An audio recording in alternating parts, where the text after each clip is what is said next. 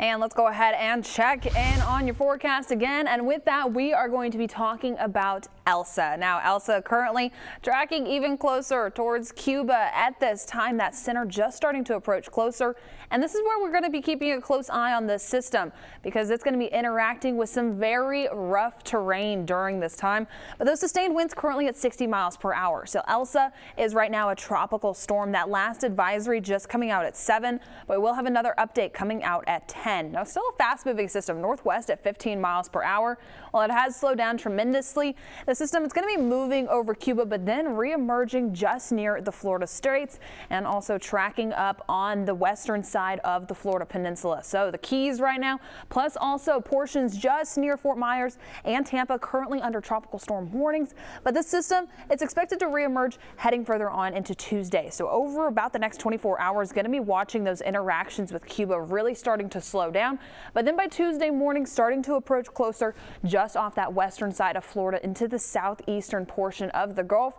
And during this time, we could also see some potential strengthening. Now, the National Hurricane Center is still calling for that 60-mile-per-hour wind at the time that it's going to be making landfall with that tropical storm, but we could potentially see it again strengthened by that time. But here locally, right now, this cone's staying far away from us. And as we're approaching closer towards it, our impacts that we could see here locally, most likely just going to be in the form of some of those rip current risks at our local beaches. So good to see for us here, but going to be keeping a close eye on the system and also thinking of the folks just on that side of Florida. Now let's go ahead and talk about local conditions because we have a lot of folks shooting off those fireworks. Lacey was downtown and it looked absolutely fantastic out there. Mobile and Baldwin County is looking great at this time. Just some other areas is where we're keeping a close eye on some of those showers and those thunderstorms. One of those, Lucille and Agricola. Agricola looking a lot better at this time. This cell right here moving west. We've seen some of those stationary storms earlier today, but much better conditions so far. So Bendale and also Lucedale still seeing quite a bit of that lightning with this and also some heavy rain, but we're just going to keep a close eye on this system as we continue to push further on.